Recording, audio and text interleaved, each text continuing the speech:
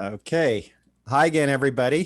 Thanks for watching another one of our Eli Michael video podcast shows. I'm Michael Bonfils. I run a company called SEM International, and we are known for doing global multilingual digital marketing around the world.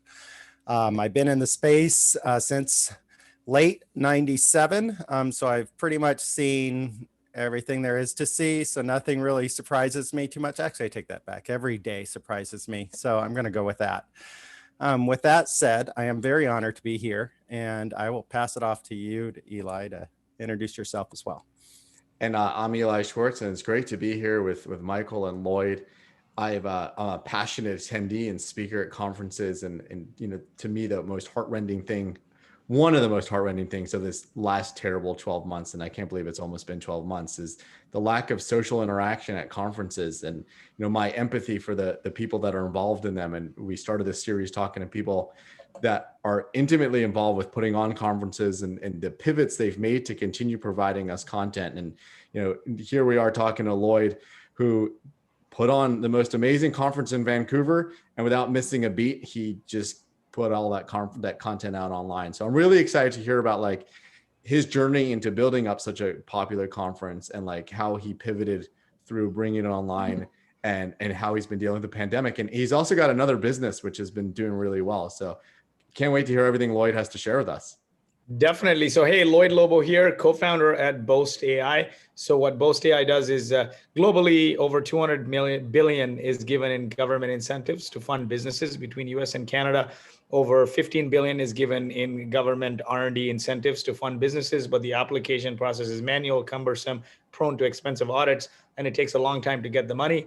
And Boast AI streamlines and automates that process so businesses can get more money faster for less time and risk. Our mission is to help innovative companies become successful. And we want to be the default way by which people fund their product development so they can grow their business without giving up equity and dealing with red tape. But tied to that mission, right, it's help innovative companies become successful. And while we serve that mission through our product, our customers, our community need more than just government incentives for product development. They need scaling, hiring, fundraising, growth, marketing, SEO. They need all these things, right? And so we're we bootstrapped this company, and our first round of funding was in December. And we bootstrapped to over 8 figures and just raised our 23 million USD Series A. And so when you're an early founder, you can only bet on 1 or 2 channels. So we're you know what? Our mission is to help innovative companies become successful. We will build relationships with the founder community, and we'll scale that. And if you help enough people become successful, and help get what they want, we'll get what we want, kind of thing. That mindset of give first, and so we'll do that relationship building. And the other thing was sales, right? Because SEO takes a long time when you're bootstrapped.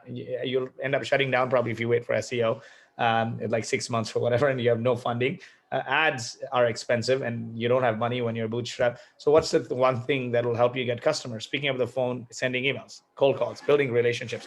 So that's why we built our business on building relationships. We started doing these meetups, pizza nights and whatnot, and that turned into a conference that went south, and that conference transformed into traction, where we built a great relationship with a nonprofit called Launch Academy, and Ray Walia, their CEO.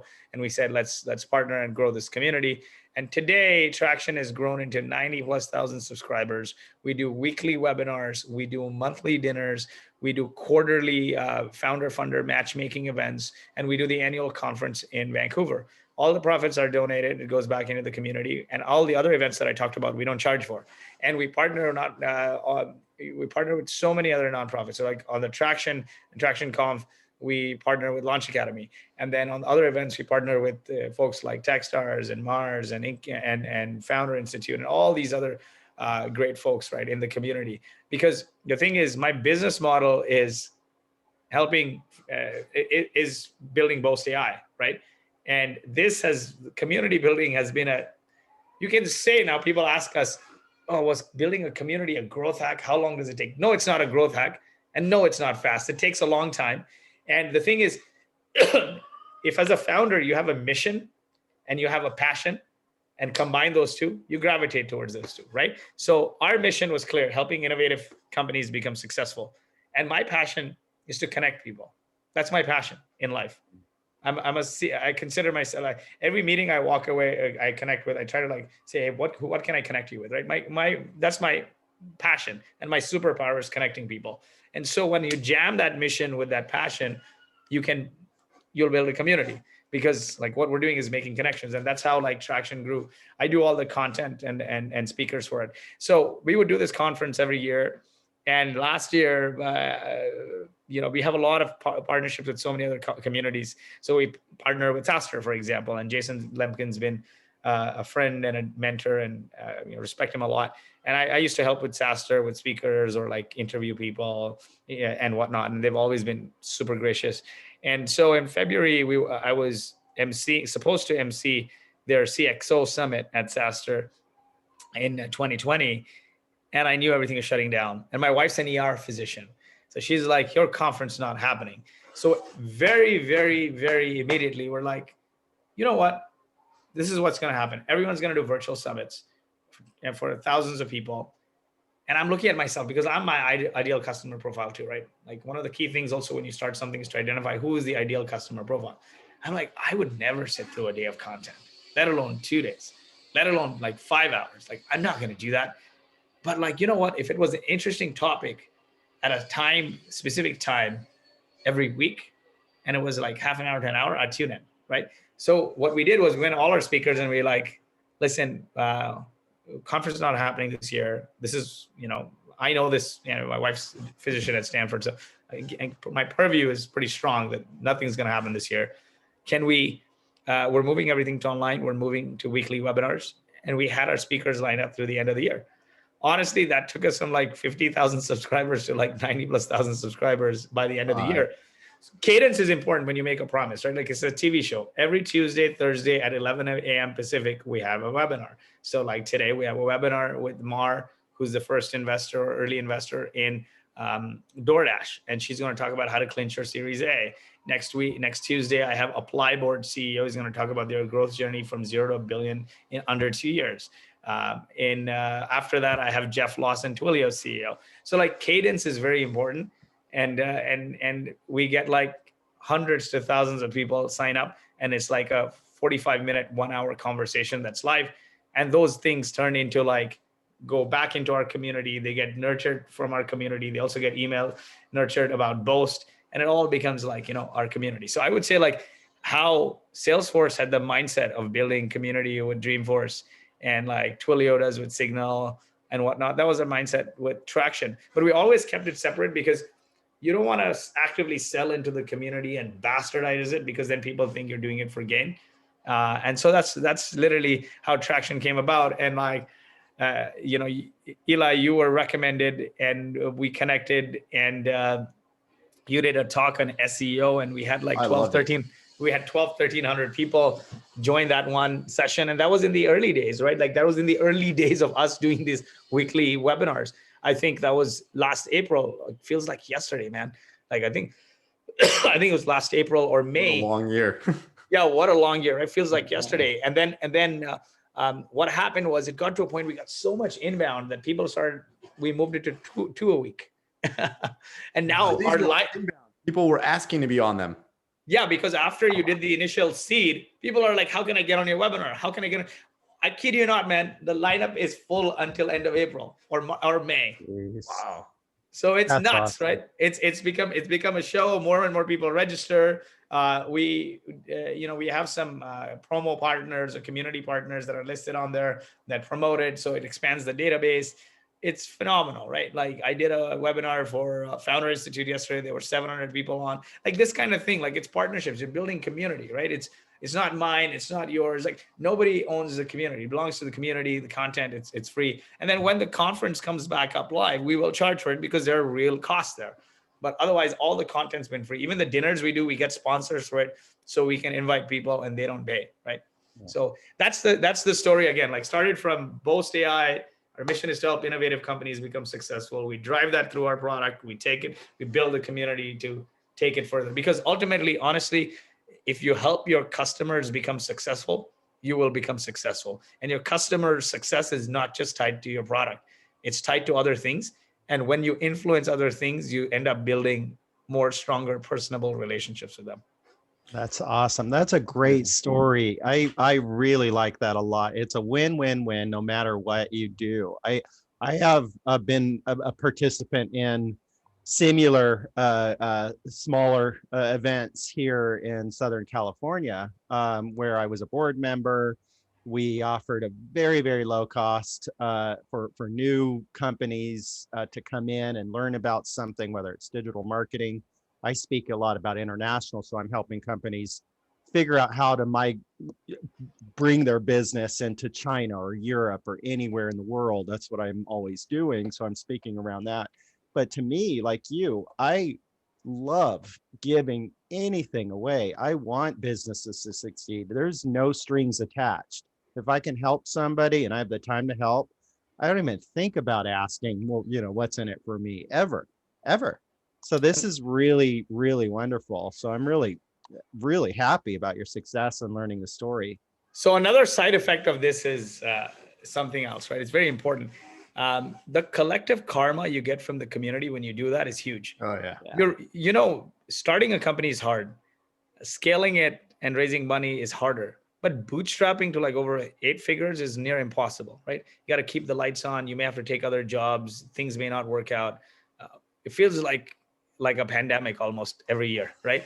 When you bootstrap. And honestly, the karma and the relationships from doing that has helped us grow. Like we just got into an accelerator program without any checks. And this accelerator is a free government funded accelerator that helps companies with over 10 million get to 100 million in the next 4 to 5 years. And every company there is like ace, like they're like, they're companies at our stage, but there are companies who've also hit like 80, 90 million.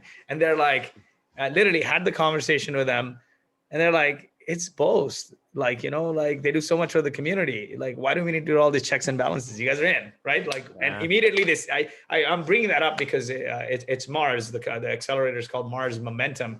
And it's a solid one because it's like, not many accelerators or incubators exist that take companies that assist companies with getting from 10 to 100, right? It's always like these early stage. And they've raised like, I think 50 or 100 million. They don't do any funding. They don't take any equity. It's all free. It's government backed. But like, I literally just got the email today saying, hey, you're in. I spoke to them yesterday. But it's that karma, right? Like people feel like, hey, we have a relationship. You're good guys. Mm-hmm. We want good guys to win. Everyone wants good guys to win. Yeah, I agree. That's amazing. So what was like the tipping point? Like, how did you get this great community going? Like so many people try to build communities and it just falls away. Like, how did you get like the good people to join or the good people to speak and then other people wanted to follow them? Yeah. So let me tell you one thing with community, right? And I never thought that it would evolve into a community. And I genuinely think with everything going virtual, the future of events is community. The future of all events is community. Identify your ICP, build community, facilitate interactions. Now, people generally, when they think of, and you know this better than anyone else, Eli, here, is like people, when they think of some outcome, like I want to build a community or I want to get SEO, they immediately start thinking about channels and growth hacks, right? Like when you say SEO, oh, can I do a bunch of backlinks? Yeah. The fundamentals of community is not like creating a Facebook group. It's not creating a LinkedIn group. It's not just starting Slack and dumping a bunch of people there. It's about identifying who your ideal customer profile is or ideal community member is, what they can get from that equation of interaction, how you can serve them. And then you figure out you figure out the channel. We never built a Facebook group. Like we have all these things, nothing ever happens there. It's bullshit, right? So you gotta identify the medium. Our medium was events. So if people keep coming to every event and they connect with each other, or some people like, a portion of events, if it's weekly webinars, it's cadence. Like you're delivering value to your community on a cadence. I have never been successful in like Facebook groups. I know Josh Fector built an awesome founders and marketers Facebook group. And then when he petered out, everything just stopped. But for the short while, it was one of a celebrated Facebook group, right? So it's like cadence is very important and pick the channel after. So for us, it's like, we know we're good at one thing, events. We're not good at moderating like Slack groups. So events. So let's host a lot of events. People will show up to them, host them on a cadence. And so they know, they start seeing the same people, like the dinners, the conferences and whatnot. And then they connect. And the thing is, as a community leader, your job is not to just force those, your job is to give them a medium where they can frequently engage, like, events, value, right? Then you do a sliver of that. Online virtual events, sliver of that. You do like dinners like we do. Then we do this founder funder matchmaking or other events, and then the conference. And our conference is also broken up into like founder, growth marketer, et cetera, et cetera. So it's like, if they're getting that value, they don't have to connect on a Slack group, as long as they know each other and they can offline message each other. There's so many people who come and tell me that, hey man, I met my first investor at such and such event you did. I met our lead investors through Traction, by the way. I can imagine. You got the greatest network and the greatest speakers participating in Traction. You probably like raised money with a text message. No, I didn't. So here's a funny thing. We bootstrapped. We never wanted to raise. We didn't have the mindset to raise. And that's the thing. The best things happen when you're not looking for them. So we never had the mindset to raise. And we always, I'd been a part of a few venture-backed companies before, right? And they were failures. When I say failures, meaning a failure is not just shutting down. A failure is also when only the investors make money and none of the founders or the execs make money. So very careful about bootstrapping and getting it to a point where, hey, if you can put $1 and turn it into $3, then maybe you should raise. But in the middle of a pandemic, when you've bootstrapped the company, the last thing you're looking to do is raise. And these investors, Radiant Capital from New York, great guys, they had previously been at other great funds and invested in good companies that we knew. And they had been to a bunch of our founder funder matchmaking events. And they're like, man, your business is super interesting. Maybe we should just invest.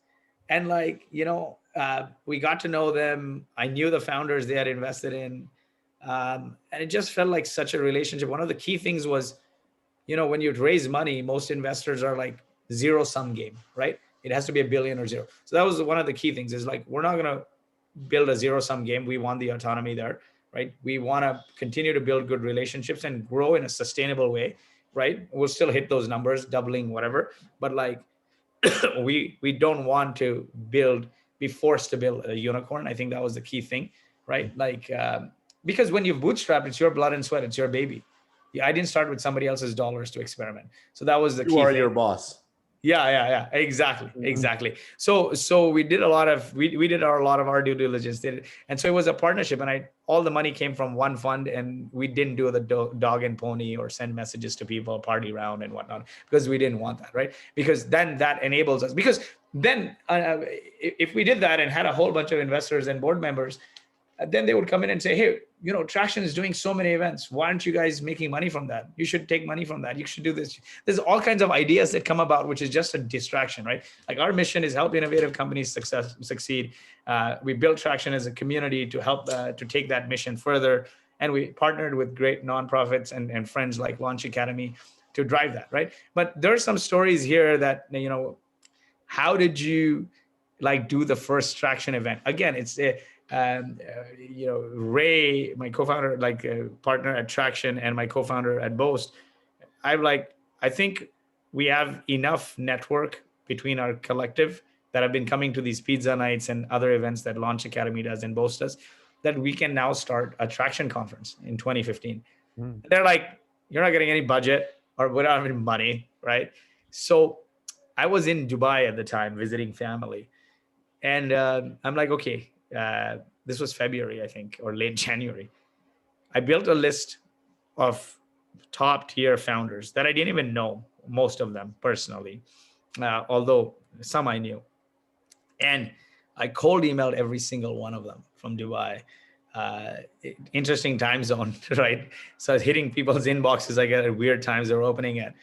And people wouldn't respond, then I'd follow up. If anyone says I'm interested, then I'd reach out to everyone else saying, these guys are interested. And Marketo CEO at the time, Phil, he said, okay, I'm in, right? I had a conversation with a PR person. What was the text of the email? Like, what? I've written it all down. I think there's a blog post I wrote that I have to remember. But my email was very simple. Hey, we're hosting this conference for founders and growth experts, and you're an expert in the space, so would love to have you, kind of thing. Like, very like, never extends 3 lines or 2 lines. on an email, right? And then the first email they're going to ignore, of course, because no social proof, nothing else. Next email, of course, I'm like, hey, these 5 people are interested, these 6 people are interested, would love to have you. And then what happens is one person you'll get on the phone, you'll convince, they'll say yes, everyone's interested. Then you reach out with that person's social proof. As soon as Marketo said yes, I will reach out to Hootsuite CEO, and like, Marketo is in, Hootsuite CEO is in too. Then you reach out to 5 other people, they're all in. So literally, we cold emailed all these people, and we had the lineup. Jeff Lawson from Twilio, like the first Traction Conf lineup. I'm just literally gonna pull this up. Traction Conf 2015, when he did it, just for kicks here, right? Jeff Lawson from Twilio, the CEO. I don't know. Yeah. So I don't know if I can screen share here, but screen share is disabled. But I'll throw some. Sorry, I'll enable it. Yeah. If you, I'd love to see this. Yeah. So all the people we cold call, right? It still says disabled, host disabled. 1 second. Sorry, I'm kidding. Yeah. There we go. There we are. Yeah. So this is very funny, right? So like, look at this, right? Phil Fernandez, Linda Wyman. She had just sold her company. Cold email. Every single person here, we cold email, right? This guy, I convinced, we knew him through the community, but like, yeah, every single person was like a cold email. Look at it, head of growth at LinkedIn. At the time, Meerkat was very popular, right? Like all these folks, like we cold email, like, yeah, and then some people we knew at the bottom here. Wait, so Casey, you didn't know? Casey Winters? I didn't know him enough. Like, he was not my buddy, right? Like, Got it. This is Lloyd in 2015, like, just starting out kind of. Got it. Because Casey was the one that told me how amazing Traction was. So you did a good job on him. Yeah, he came twice, right? And Jeff Lawson. Now Jeff Lawson is speaking on our webinar in 2 weeks again, right? Bastian Lehman, all these guys, first timers, right? And this was amazing. And one sentence I threw there was, hey, it's a nonprofit event kind of thing to warm them up. Then the next year, everything fell in place, right? The next year, it's like I start out with all the social proof. And then what happened was we invited journalists to interview the fireside chats. So that got us a bunch of press, right? So that created the asset. And we reached out to a bunch of different publications like Beta Kit and whatnot. And they covered it saying, oh, this is coming to Vancouver, Canada. There's all these big name speakers flying in and featured on TV. Do you have to pay the speakers, or they all came on their company dime? They all came on their company dime. Not one speaker have I ever paid, right? It's a nonprofit event. It's like, how am I going to afford to pay you, right? That's amazing. That's awesome. That's so awesome. all those. So I have the scripts and everything. I think I wrote an article on HubSpot detailing out the scripts. But very simple email like, hey, we're hosting this event. Because imagine you get 100 emails, I get 100 emails inviting you to speak to such and such. Already you're like elevating me. Such and such is also speaking, and it's a nonprofit event. And what are the key things? How many people are going to be there? And is it going to be a panel or a solo? So like, man, it was epic. I think everything just started falling into place from there. That must make you so proud to be on the stage and just to see all of these people, not only the people that you brought, but the people that are there who are intermingling, doing what you just did. It's like being a rock star and they're singing your song in the audience, Yeah, but so here's the funny thing. That conference was, I think, in May, right? And it was in April. In February, we decided to do the event. By late February, we had the first tier of lineup, like Jeff Lawson and Marketo and all these guys confirmed. I literally built the website over the weekend on Squarespace. We're still using that same Squarespace website I built in 2015. Ray's buddy at Launch Academy built the logo. It's just right. We're still using that same logo that he built. I mean, he's a designer, but it was a very quick thing, right?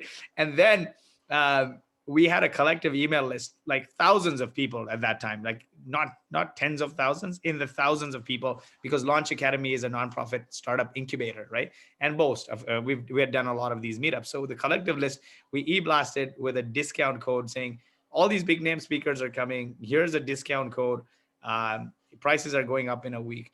Man, we sold $50,000 in tickets in a week. And then Ray and Alex are like, okay, I think we need to get a venue. And we promoted it as May, coming soon in May. We couldn't find a venue, and we couldn't afford like the big hotels. And now, I mean, we hosted at like JW Marriott and whatnot, right? Like great venues, but we couldn't find a venue.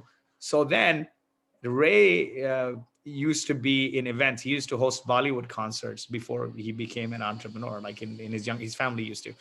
So he found this giant EDM hall, right? And he booked that EDM hall. The problem with doing like a la carte events where you book a hall, then you gotta find the sound people and the AV people, and you got a project management, the whole thing. It's a huge headache. We walked in the EDM hall. We're like, what the hell? It's so dark. It's where are we gonna put the sponsors? So we created like an alleyway for the sponsors and like a garden and everything. Ray, because he was in that Bollywood concert space, yeah, his family members run catering businesses and whatnot. So they all helped, like, create this like food trucks and whatnot. And then like there was this area where there was a stripper pole, and it was like meant to be that, right? It's a EDM hall nightclub kind of thing. So we had to hide that and retrofit it, like put some stuff to make it look like something else. Yeah. And then the funny thing is, those white foldable chairs, that's what you could put on the floor, right? And the thing is, it would only hold 250 people. We sold over 500 tickets, right? Wow. And like Ray's like, what the hell? Where are you gonna fit? I told you to sell 200 tickets. What is this, right? And then we had to jam more chairs. At the, in a typical nightclub, there's a dance space, but there are lounge areas in the back, right, where you get bottle service and whatnot. So we had to jam a whole bunch of people, like VIPs and all, in that bottle service area. The backstage was so ghetto; it looked like a large bathroom that had been through a war, and like you got like all these people sitting there. But there's one funny, and there's this giant disco ball in the center. And the stage, these EDM giant screens, they're like pixelated. So that it looks very like, I like that vibe. It was great. And then a lot of people were in the back. The funniest thing happened though. We jammed speakers back to back, 20-minute talks. I think we jammed 20 talks.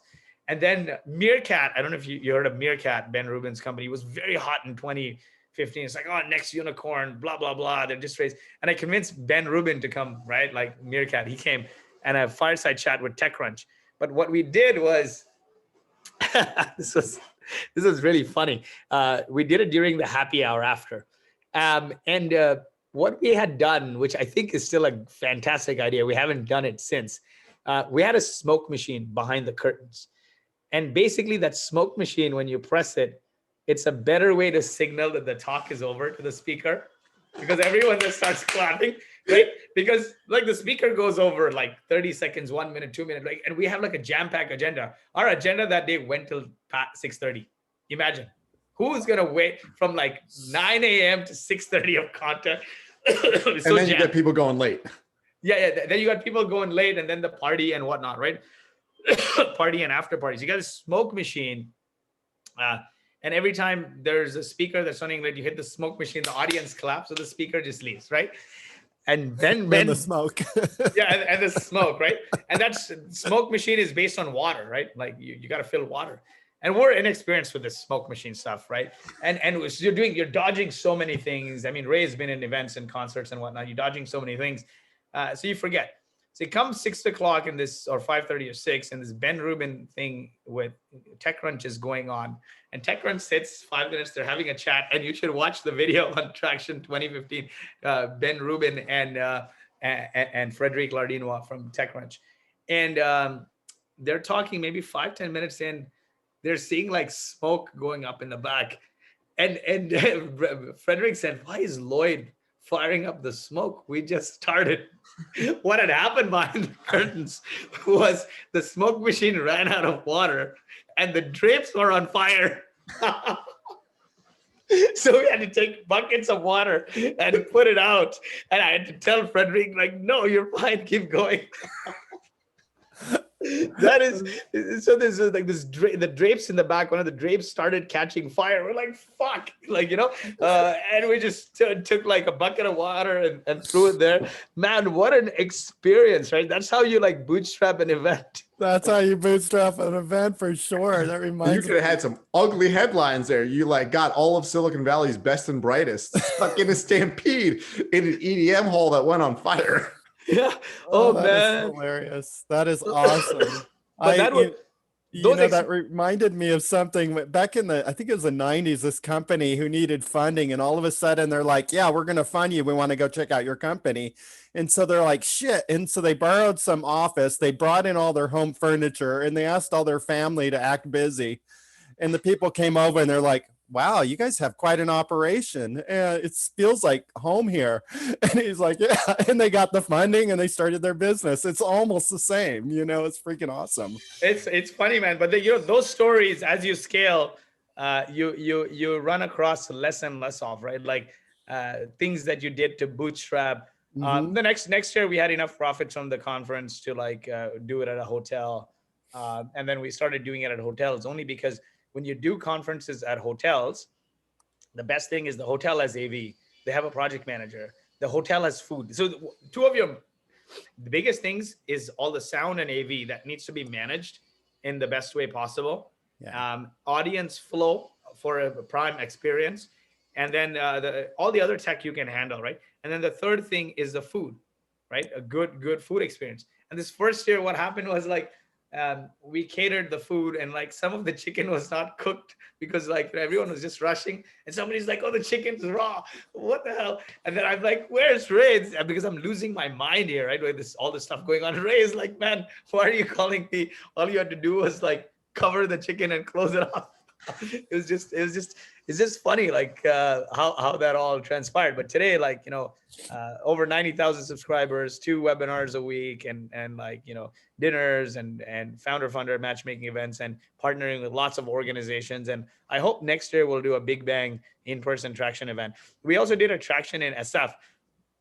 The reason why I like doing conferences outside of the Bay Area and bring the Bay Area folks outside is because after their talks, they don't go back to their office, right? Like when we did the Bay Area event, like, we had the co-founder of Eventbrite. She did her talk, she left, right? Like you had all these awesome speakers, they do their talk, they leave. When you do it in Vancouver, they're forced to hang out for a day or two and meet people and build relationships. And that is the key thing, right? The ultimate thing of building community is creating relationships and network for people. Yeah. How'd you choose Vancouver then? Oh, Vancouver, because my co-founder is co-founder Alex at Boast is based in Vancouver. We have an office there, and we're quite networked in the community there. And then Ray, who runs Launch Academy, and that's the nonprofit we partner with, he's also based in Vancouver. So it's just easy. And also the thing is, Vancouver is a 2-hour direct flight. So there's a few things. There's a few big reasons outside of that. One, Canada is cheaper, Canadian dollar, right? Two, it's a 2-hour direct flight. And 3, Vancouver is freaking gorgeous. One of the events we do is a CXO summit on the mountain, and you take a gondola and you go up, and like it's beautiful. It's like a different experience, right? So overall, those are the 3 reasons. Like, you need local support, right? You can't just go to a community, like go to Mexico. Like how hard is it going to be to run a lean conference? Like there's literally 2.5 people that run this event, right? So it's like me, Ray, and Alana that run it, right? So very lean team, and Ray is more hands-off, and like me and Alana doing a lot of the technical stuff. So you need on-the-ground people in that community. Yeah, sure, I'd love to do Miami and I'd love to do Austin, but like these 2 places are going to be very expensive to do events now that everyone is gravitating there. How do you choose speakers for your events? Do you choose them, or do you? I do all the speakers. Proposals, or no proposals, nothing. I just look at speakers that I want to learn from that have sort of social credit with our target market. That's it, right? And if now with the webinars, even if somebody is not very popular, doesn't have social credit, but they can speak very tactically on a topic, we like that too. So a combination of things. Right. Got it. So Casey connected us, but yeah, Casey spoke at one event, and then he came back again, I think in 2016 or 2017, and did again. He I don't know, I think he likes Vancouver, but he spoke highly of us. And he came to that bootstrapped event in that nightclub, and he came back again. That's the funny thing. After that nightclub event, I had to sort of tell people that, I had to go back to speakers and tell them, pretty much tell them that, hey, next year's event is in actually such and such hotel. And because then I had no problem with getting speakers, but the word got around that it's like almost a fire and all this stuff. So I had to say, like, I had to send them pictures of the hotel and like all the adjustment we've made, and then all the people who came back next year.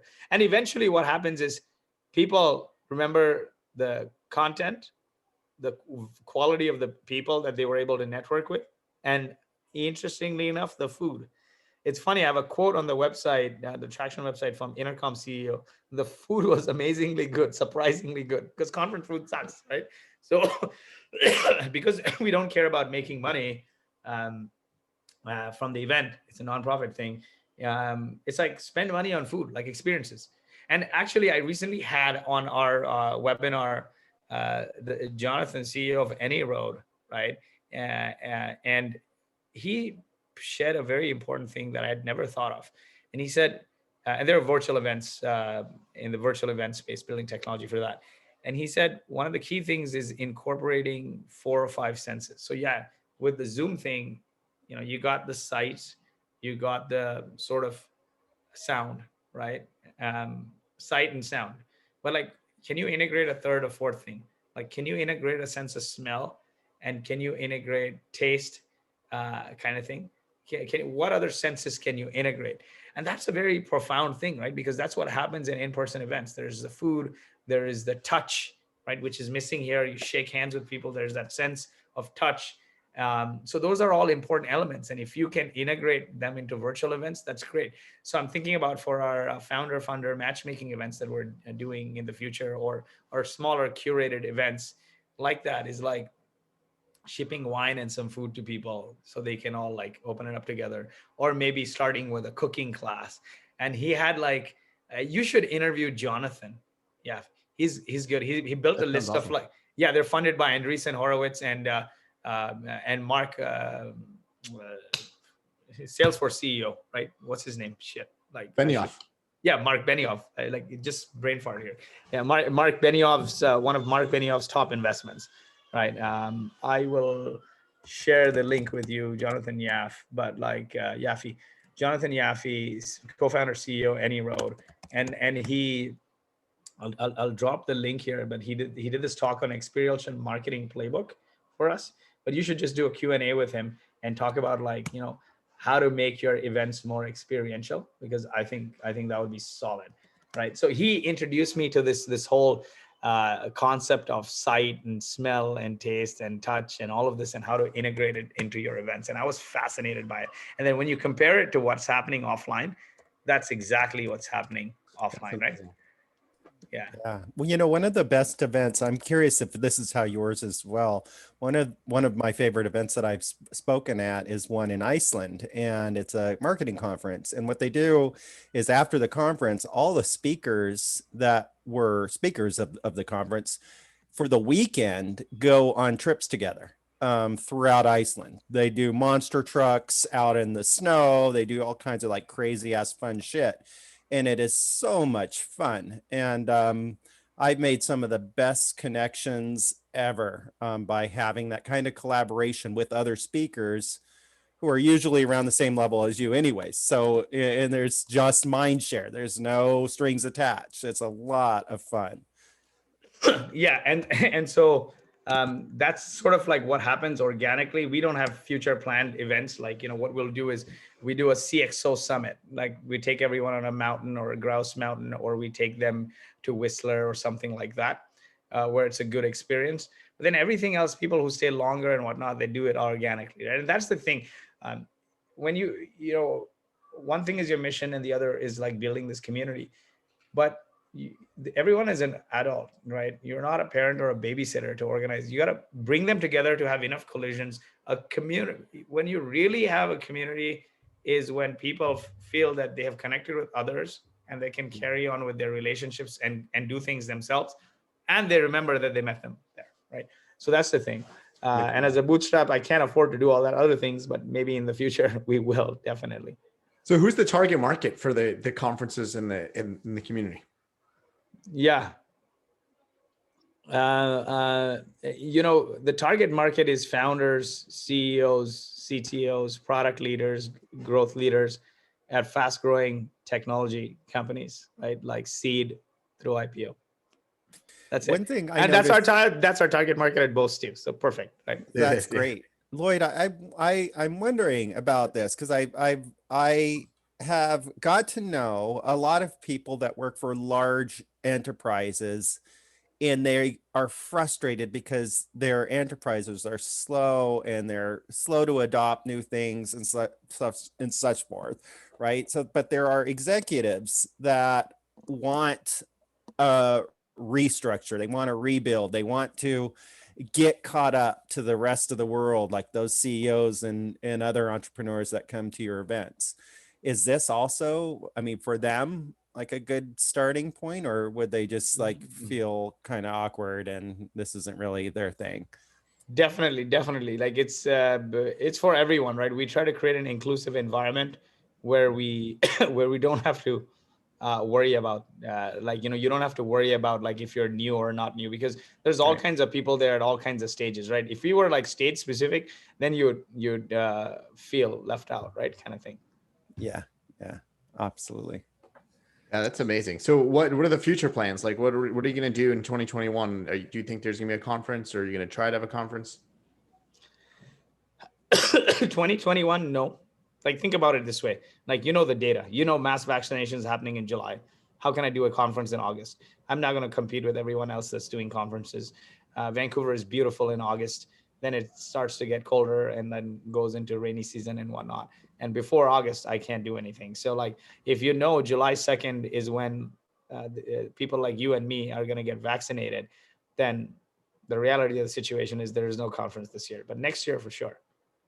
So do you think by next year people will still care for conferences? I mean, we're talking like a 2-year break in doing something people are used to. Like I know there's so many people that now say they're never going to go back to the office. Like it's been ruined for them forever. So like is the idea of mass amounts of people wanting to go to an event done, or can they just go and get the content? I mean, like your content is amazing and it's on YouTube and it's free.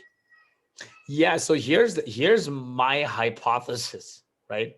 And sorry, I'm like coughing. As you guys know, I've just recovered from a horrible case of COVID, and maybe we can close with that story of how I almost died, and have a new lease and appreciation for life. But here's the thing: it takes a long time to form habits, right? Like people have written books on it, like Nir Eyal and whatnot. Habit is like it takes a long time to build.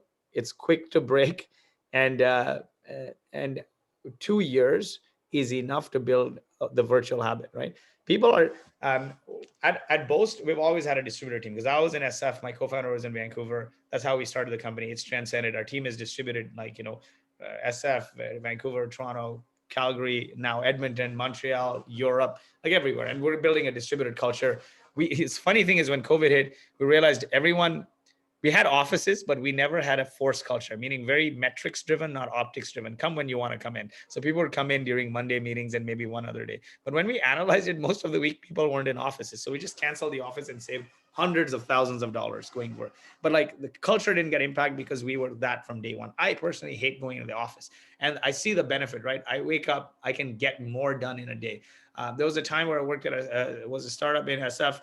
I was waking up at like 5-6 o'clock to get to the office before everyone else, so I can start thinking and frame my thoughts and then go into the first meeting, and then I'm home at like 8-9 o'clock, right? Like if you can't afford to live in the city in SF and you live in like the East Bay like me in Castro Valley, it's an hour plus commute if you go during rush hour, right? Even if you like are on the HOV lane, right? But like if you leave at 5, there's a time where you leave like at 5 o'clock, for example. Yeah.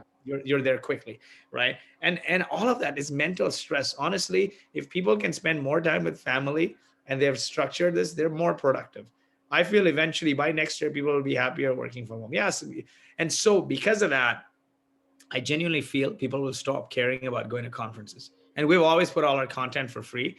And so it may gravitate towards smaller events like our CEO dinners, which I'll invite you to the next one.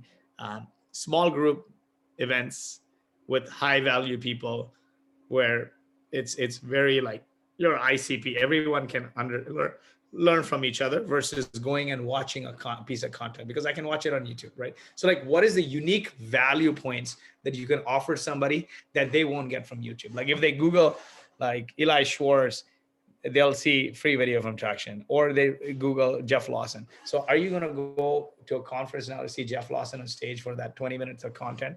No, but like if you were invited to a dinner where Jeff Lawson was sitting at your table, you might go, right?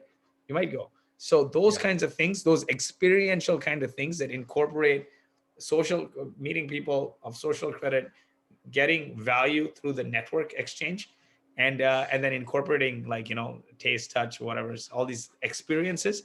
So the future of events is community and experiences.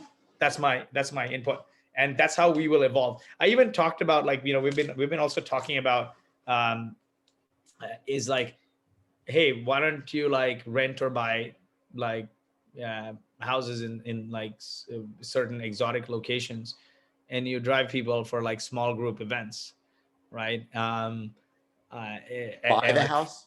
Not by rent the house, or by like real estate, like raise some money, buy the house, like, for few people in like, not everywhere, but like in like 5, 6, like start with one, right? Maybe start with your house if you're close to something. Like the awesome thing is I live in the East Bay, and I could only afford a house in the East Bay. And at the time there was this golf course, which is a PGA golf course, and they just started building homes. So I got a house for a steal that I couldn't find a house for that price in SF or the South Bay, right? And in 2013 when I bought it. But like, I could create an experience here. Like, like they have a clubhouse. I could like do an event for 50 people, round table, take them golfing, whatever. Like some people who want to work out, we can do like a yoga thing, like those kind of experiential things where people connect. Like that's the one thing I learned. Traction is 2 days. One day is like 20-minute snappy rapid fire kind of talks, 20-30 minutes. And the first day is tactical day, right? So it's like we have a growth summit for growth marketers. We have a product summit, and we have a CXO summit. And the CXO summit is like just roundtables, founders going up the mountain, like you're experiencing this, like, wow, you're seeing the water, then you're there, then you pick your activity. Some people pick like axe throwing, some people pick hiking, some people pick mountain biking, some people pick yoga. They pick their activities and they're networking together. And it's all these, like, last year we had like Pendo's CEO and Bevy's CEO, who you should also interview, by the way, Bevy, Startup Grind. We had Branch's co-founder, all these awesome Box's chief customer officer, all these folks right there. And like they're interacting with each other, and like they're eating together, they're drinking together, they're axe throwing together. That is the future of events, because future events is building experiences and building community. I love it. Yeah.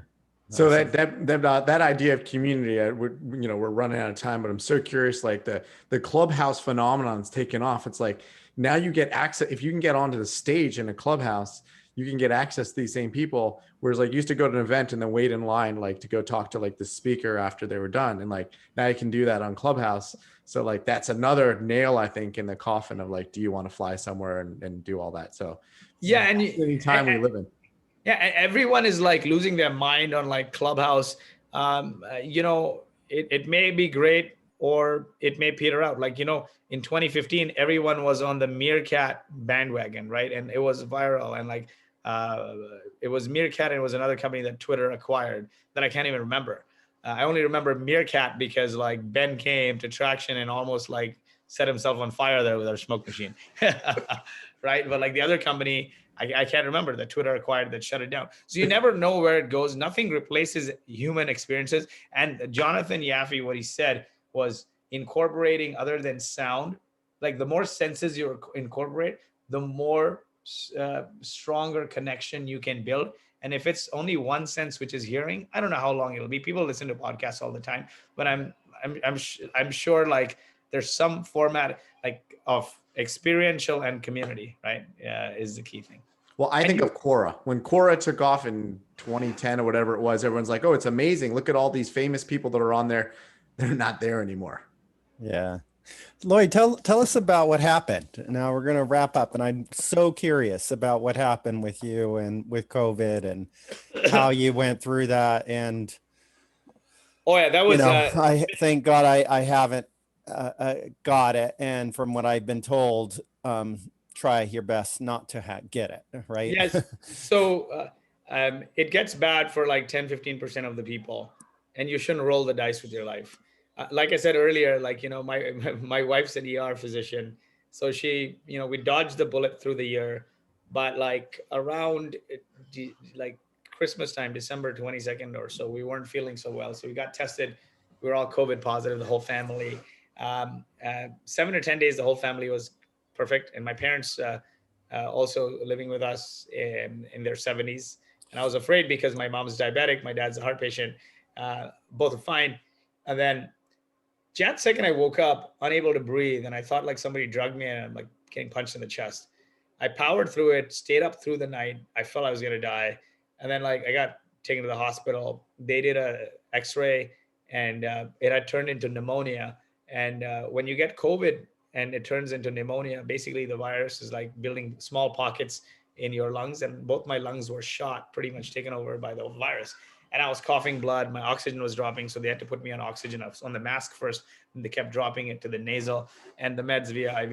And then after I got discharged, like they give you strong meds, like dexamethasone is very strong steroid. So like like experience fatigue, swollen ankles, mad mood swings, like you lose your mind for anything, and like extreme hunger, but like inability to eat, all kinds of stuff, right? Like I went through it all.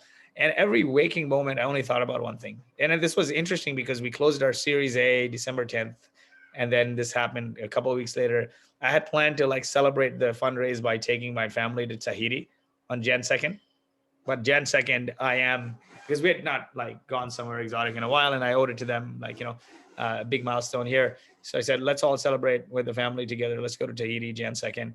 And like here I am, Jan 2nd in the hospital. And every waking moment, I thought one thing. I spent the last year like growing the business, growing the community, hosting so many events, just like being up from like 7 to 9, like just on it, right?